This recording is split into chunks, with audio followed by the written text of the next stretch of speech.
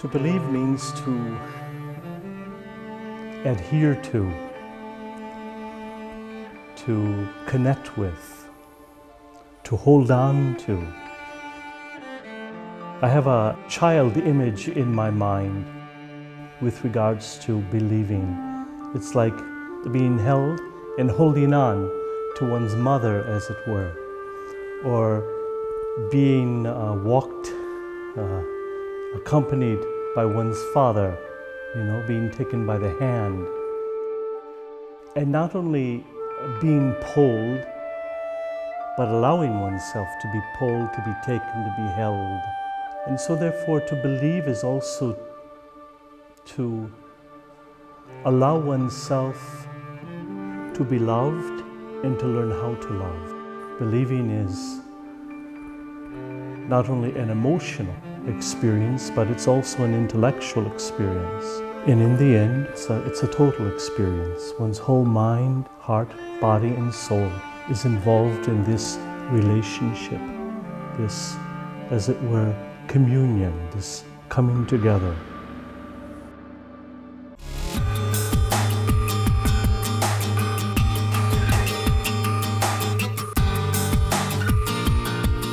It is important for us to realize that there are different fields of knowledge with different methodologies. The word science, as we use it today, can only be applied to study which gives rise to data proven through experimentation. Science, therefore, can only speak about the material world, and we must always look for scientific certainty. If proof cannot be attained through an experiment, we are presented with what may be an attractive theory, but is not yet considered scientifically valid. And those theories can never be proven by experiments, remain as what we would call science fiction.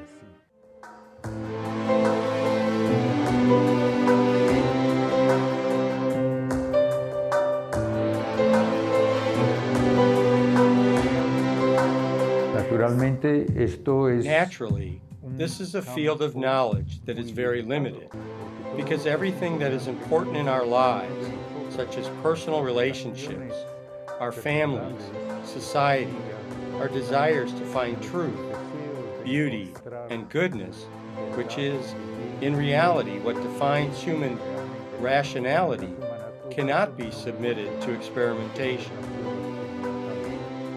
We need to realize, therefore, that science only deals with material phenomena, and it excludes almost everything that is most important in human life.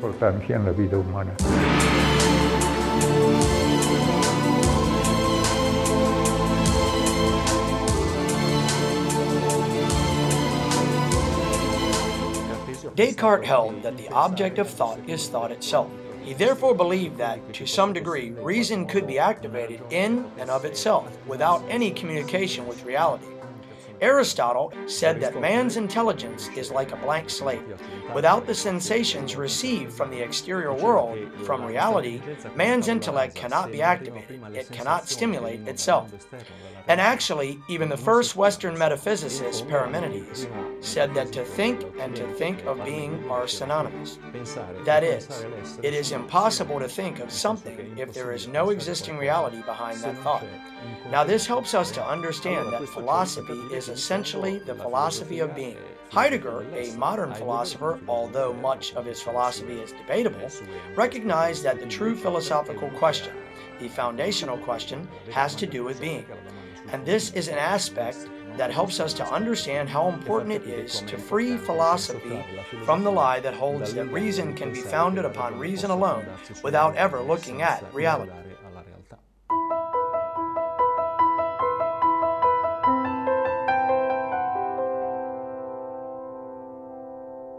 I received my doctorate in physics in the United States, and I know that when we began to study modern physics, quantum mechanics, We learned that all scientists agree that no one understands it. We know that it is correct because the experiments confirm the predictions made by quantum mechanics.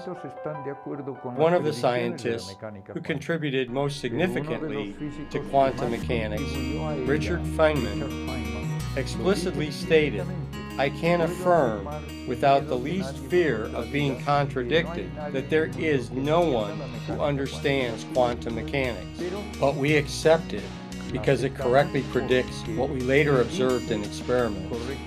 Even in the field of science, it is not always possible to fully understand things. How poor God would be if he were nothing more than what I understood him to be. I don't understand myself. I don't understand the material world. So naturally, God must be much more than that.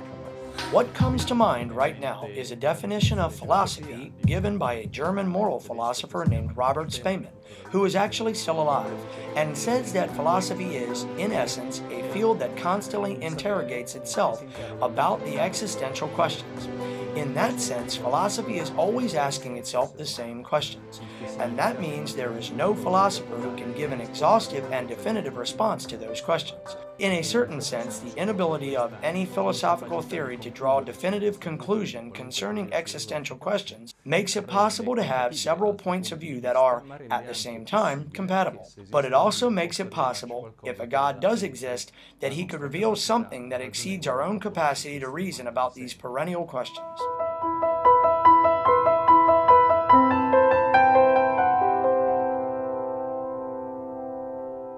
John Paul II reminded us that often the only way that we can enter into dialogue with non-believers is through the use of reason. Through using reasonable arguments, therefore, we can help others understand that, for example, when faced with the multitude of concepts concerning man and the ultimate meaning of all things, etc., perhaps the Christian way of understanding them is more reasonable than the other alternatives, but this is simply a persuasive way of trying to at least create a favorable atmosphere so that the other can draw closer, if he or she desires to make an act of faith. In this sense, I would also say that not only is faith not an obstacle to reason, but for the one who uses faith correctly, that is, without using premises of faith in a rational discussion with someone who does not have faith, faith actually guides reason, because in those ultimate fundamental questions to which reason can never fully respond, faith sheds a hidden light. Faith has as its object imperceptible truths, that is, truths that cannot be proven by evidence because they imply a mystery and cannot be demonstrated by reason. Perché non sono dimostrabili con la ragione. The Creator is not going to mislead his creature. As an engineer who then became a philosopher and a theologian and now a bioethicist, I really try and show people how there is no contradiction between faith or reason or the sciences or philosophy or theology or metaphysics, and how when you have the basic foundations, everything comes together. They're not mutually exclusive. Take, for example, Freud, who was actually a Hebrew, but an atheist. Freud said that the most beautiful book that had ever been written about psychology was St. Augustine's Confessions. And I think that anyone who has read the Confessions perceives that it's more than just a book about spirituality and faith. It is also an extraordinary work on psychology, where St. Augustine doesn't spare any detail about his person, his mind, or his story. He delves deep into a search for God. He says that he sought God outside of himself, far away from himself, in creatures. But he found God within himself. In the process of going deeper, digging down, searching, St. Augustine finds God inside of himself. I love St. Augustine. Perhaps it's because of my profession, but reading St. Augustine's works helps me to understand precisely how faith and psychology, religion and psychology, can walk hand in hand, and how the two can even be integrated together in such a manner that they mutually enrich each other in a very profound way. si integrano e si arricchiscono profondamente l'uno con l'altra. Pensando a quel libro che This reminds me of a book that Ratzinger wrote, Introduction to Christianity, in which he states that in the end there isn't a big difference between the atheist and the believer, at least from an existential point of view, because neither has reached absolute certainty concerning how he should live his life. The atheist often reasons thinking that there is nothing beyond this world, that everything ends with the physical universe, but he can't be absolutely certain of this. Once in a while he is confronted by a doubt that torments him a little, that there could perhaps be an afterlife. On the other hand, the believer, who undoubtedly enjoys a strong degree of certainty, also experiences that there are some dark moments in life. Not everyone is always entirely sure about what he should do. Sometimes the believer feels like he's in a boat, the boat of faith that navigates in an enormous sea. Today, the sea of nihilistic relativism in which, at times, he experiences the fear of sinking. So from this point of view, both possess strong convictions, but not absolute certainty. ma non una certezza assoluta. All of us throughout our lives at some point have had a doubt about our faith, about God, about existence, about what it's all about. But I would tend to guess that those who don't know Christ or those who are atheists have too had doubts about whether or not God really does exist. Il problema lo risolve Pascal. Pascal resolves this problem with the wager theory, in which he explains that faced with the choice between nothingness and the existence of God, it is better to wager that God exists, and this can be confirmed through a valid argument. His theory can be sustained through the following hypothetical situations. Suppose that both the believer and the atheist fail in their beliefs. That is, the atheist discovers that in reality, in the end, he doesn't face nothingness but something else. And the Christian discovers that in reality, in the end, there is nothing else. Now, why is one position preferable rather than the other? Well, if the Christian, after having behaved well, according to the commandments, after having made the effort to live a good life within his own limitations, seeking always the mercy of God, dies, and then there's nothing, he's not going to pull out his hair and cry because there's not another life, because if there is nothing, it would be impossible to lament the fact that there is nothing.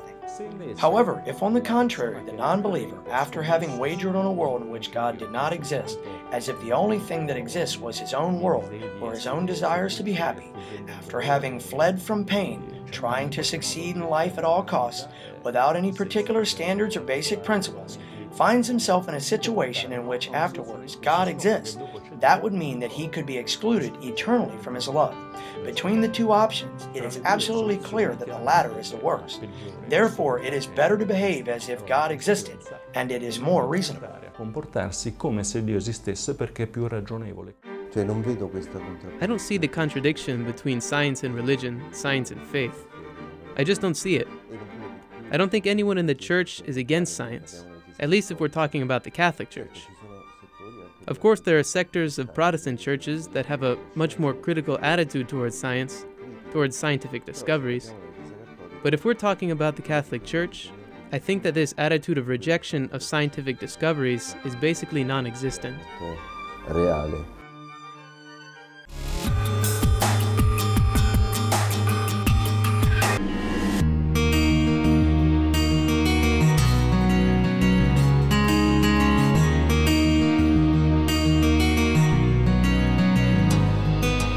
Faith is, before anything else, a personal act, but at the same time it's an act realized in community. Faith is never isolated. Faith is always connected with, to the source, which is God. Faith can happen in various moments of one's life through various instruments of faith. One can discover God through nature, but one only discovers a personal God through Jesus Christ. So therefore you see there is a development, there's a gradual development in this discourse about faith. You know, you pass from an impersonal experience to very profound experience of communion, a very personal, a personalissima experience of communion. And all of this happens within the church, I just came into the church and my life has changed so much. You know, I prayed about it. I was like, Lord, if this is real, like, show me that this is a real faith. Especially going to Mass before I had entered and watching everybody walk up to receive communion. It was really beautiful. I just thought they were so lucky to be able to do that. I couldn't wait till, I knew one day, I didn't know when, but I knew one day I would enter and I would be able to have that same feeling and that same communion with God.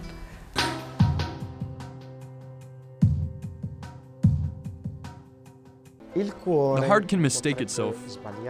Even when our intentions are good, we can be wrong. How many times have we made a mistake in our judgment? A little example. Say I'm at the university and I lose my cell phone. I look for it. I can't find it. And then the first thing that comes into my mind is, well, I know someone who needs a cell phone. Could it have been him? Did he steal it from me? Was it him? And while I'm thinking about this, a colleague approaches me and says, "Do you know that we found your cell phone?" So I start to ask myself, why did I doubt that person? If we take a look at what we say in our hearts, we will see that we often judge wrongly. It's important to always be aware and to follow what the Church teaches us so that we don't fall. That way our hearts can judge and act in the light of these teachings. We put our faith into practice and act in coherence with our faith, with what we believe. My faith is a very important part of who I am. In fact, it's what I make all of my decisions based on. I always want to make moral decisions, but then again, there's so much gray out there. How do you know where to begin? How do you know where to base it on? I'm so blessed to have the Church to look to as my guide and my compass there. You know, she has thought of all of these questions. She's come up with answers to help guide me so that I can continue to live my life on a track that is honest and good. It's full of integrity and is always respecting the dignity of other people. And I'm so grateful for my faith for this gift.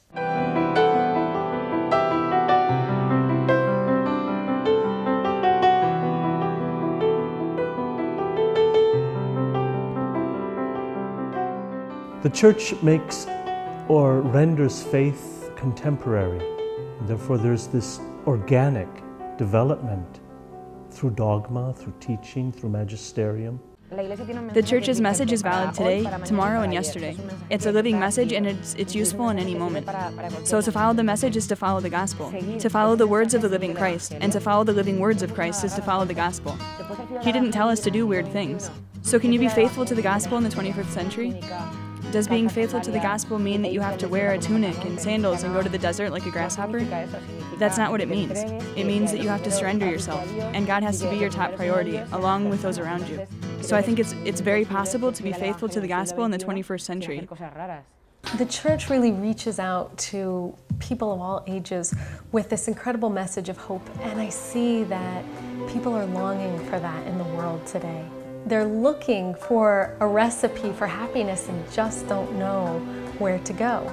And a lot of times people look to people of faith and try to understand what is it that gives you the joy that you're living with. It's so true that it comes from a deep love of Christ. It comes, with that love comes a peace, an understanding of self, an understanding of from where we came and where we're going. Then it naturally leads to that happiness that we hope to share with other people. The Church's message, especially that of John Paul II, which he repeated again and again and again, be not afraid, means so much, especially to people our age. That idea of just going out into the deep, not being afraid to cast our nets.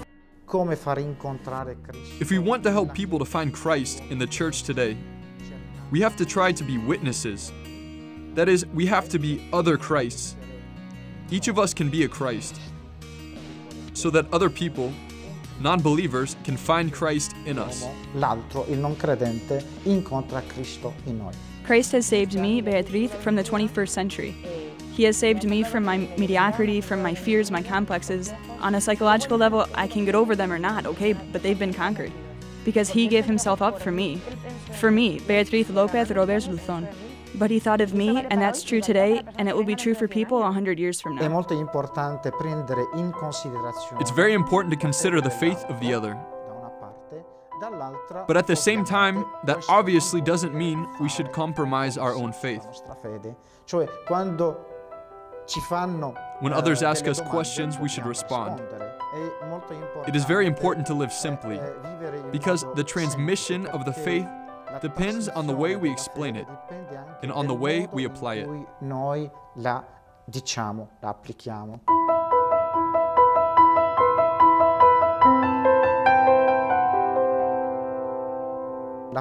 The faith is a grace that is transmitted. We receive the faith through people, through our parents or a parish, but we also transmit it to others. For some, it begins as a theory. It then becomes a personal experience. And so therefore I never want to be, black and white in this, because I realize that one grows in one's faith. And especially today, there are many men and women, there are many young people today who have an idea. They have an idea of the absolute. They have an idea of a deus ex machina. They have an idea of something. But I think that's where our love comes in. That's where the beauty of the church needs to be made manifest through our life and our ability to become a living icon of God's love. That's where we bring theory down to the heart so that it can become a personal experience for them. How can you talk to someone about love if that person hasn't experienced love? I believe in the apostolate of friendship, and I really believe that if someone doesn't know the love of God and doesn't know the church, that person can fall in love with this big family and this great gift, which is the church, through another person. On a practical level, I think what is most helpful to a number of those who were not believers in any religion, and seems to be the most common to them coming around, was to see something in those who believed in God, apart from which religion that person believed in, and saw something that made them have this sense of peace and joy and contentment. And they wanted to have that. We all desire things that we perceive to be good. And I think if people see that we have something that they want, but they don't know how to get it, then as a scientist who's gotten through the point where they have to ask themselves, well, what is the data? The data is that they have something, I want that. How do I get it? Well, science is not going to help me. And if I have that iota of a doubt, I have to be open to the fact that, well, maybe there is something out there and it's beyond science, it's beyond anything empirical. I found that in the corporate world there were many ways that I was able to share my faith. A lot of that was just by living it, by being a living example. It's just that people are great. I love being with people, and they transmit, they help you to see what they have, and you can show them what you have. With scripture, with the saints, with specific things like, let's go do this, or let's go see that. I mean, I share my faith all the time. In the past, it used to be just the priests, the clergy, and the religious who were primarily responsible for taking the faith to different corners of the world, or even locally preaching and proclaiming the faith.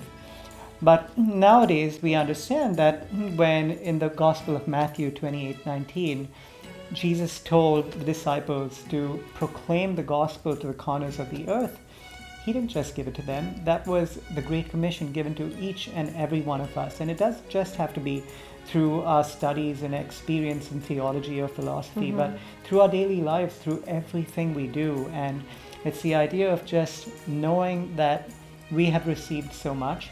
And if we have to share this, we cannot just assume that, oh, I can just sit back and relax and someone else has the job of doing that. No, we have to all do the little that we can. So many people at my school, my friends and teachers have helped me because they've taught me so much. And they've answered so many questions, especially my best friend and roommate.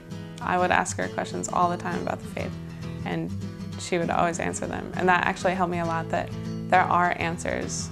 If there are people who don't ask questions, I'd say they should start. And if they do, I'd tell them they should look for answers. And they should look for them where they can find them. That is, in the church. Where are you going to ask about love? In a club at night, if you can find some girls? Well, no. Ask he who is love itself, the one who died for you and for me. I'm sure you have heard of Bernadette Subiru, the famous Bernadette from Lourdes.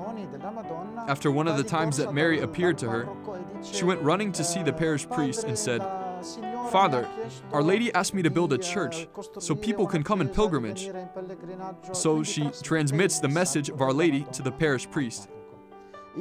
The priest said, "But how am I supposed to believe those words?" And she answered simply, innocently, but it was a very profound answer.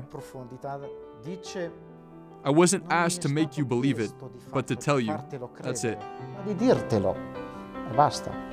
We have this obligation, no, to listen very carefully to the needs of this moment in history, reading the signs of the times, no? This is an obligation. We receive this as an obligation. Heed the signs of the times. Allow for the signs of the times to interrogate you so that you give life to faith. You make faith available.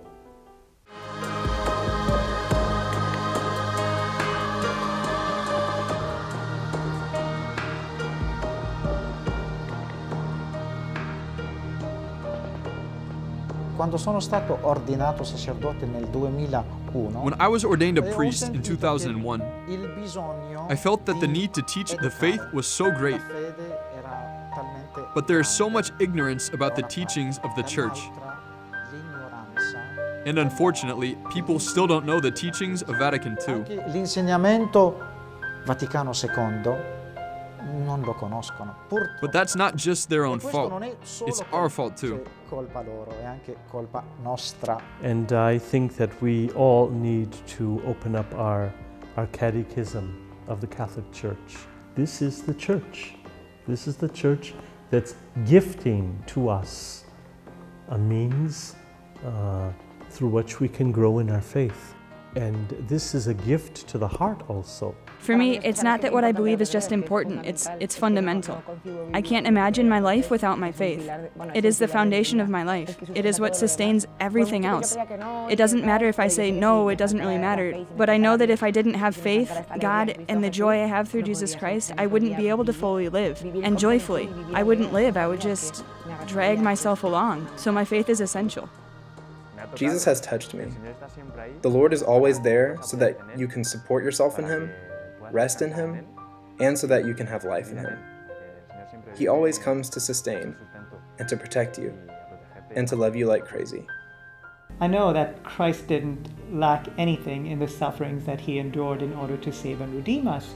But what is lacking is our individual participation. So just as Mary said yes to what God had asked her to do, God is also asking each one of us to do something that no one else can do. It's funny because the Virgin is like a little teeny glass of water, because in reality she's very little and humble, but the glass is always full, always.